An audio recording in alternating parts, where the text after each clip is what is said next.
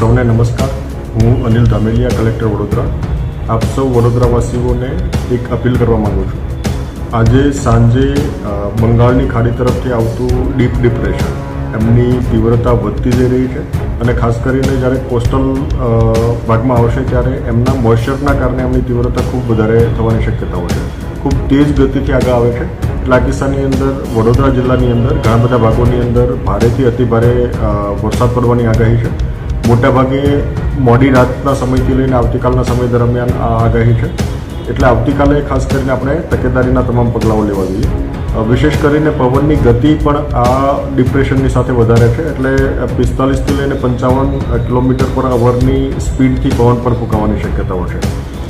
તમામ વડોદરાવાસીઓને મારી વિનંતી છે કે આગામી 24 કલાક દરમિયાન આપણા માટે વિશેષ કરીને સંકટ થોડું વધારે છે.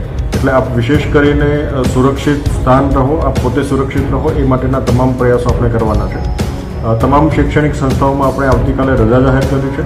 આથી કોઈ પણ સંસ્થાન, ખાસ કરીને શૈક્ષણિક સંસ્થાન તો બંધ હોય છે. આ ઉપરાંત વોકેશનલ એજ્યુકેશનલ ઇન્સ્ટિટ્યૂટ હોય, પોલિટેકનિક હોય અથવા કોચિંગ ક્લાસ હોય, આ તમામે બંધ રાખવાના છે. કોઈ પણ ઇન્સ્ટિટ્યુશન ચાલુ ના રહે એ બાબતની તકેદારી રાખવાની છે. શક્ય હોય ત્યાં સુધી કંપનીઝ અને અન્ય એસ્ટાબ્લિશમેન્ટ વર્ક ફ્રોમ હોમ કરે એ દિશાનો પ્રયત્ન આપણે કરવાનો છે. આ સિવાય તમામ વ્યક્તિઓ પોતે સુરક્ષિત સ્થળોએ રહે, નદી કાંઠાના વિસ્તાર કે તળાવવાળા વિસ્તારની અંદર ના જાય એ બાબતે આપણે તકેદારી રાખવાની છે. માછીમારી પ્રવૃત્તિ બંધ રાખવાની છે અને વિશેષ કરીને કોઈ નદી કાંઠાના કે તળાવ કાંઠાના ભાગની અંદર પણ કોઈ પ્રવેશે નહીં એ બાબતે આપણે તમામ તકેદારી રાખવાની છે. વિશેષ કરીને કોઈ કોઝવેની અંદર પાણી ભરાતા હોય તો એ પાણી પણ આપણે ઓળંગીએ નહીં, એમને ક્રોસ કરવાનો પ્રયત્ન ના કરીએ, એ આપણે તકેદારી રાખીશું.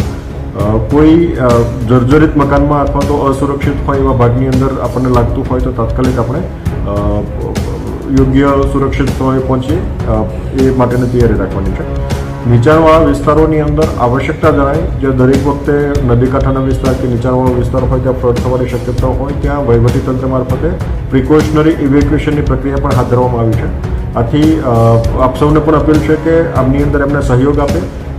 જરૂરિયાત લાગે ત્યાં શિફ્ટિંગ આપણે કરવું જોઈએ, જેથી કરીને છેલ્લા સમયે કોઈ મુશ્કેલી ના પડે.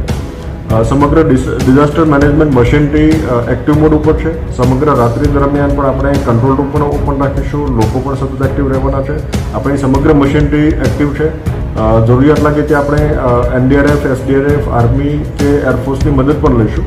પણ આપ સૌને પૂરતી તકેદારી રાખીએ, સુરક્ષિત સ્થળોએ રહીએ અને આપણે પોતાના પરિવારને અને આજુબાજુના લોકોને સુરક્ષિત બનાવીએ એ દિશાની કાળજી રાખીએ એવી તમામ સૌને અપીલ છે.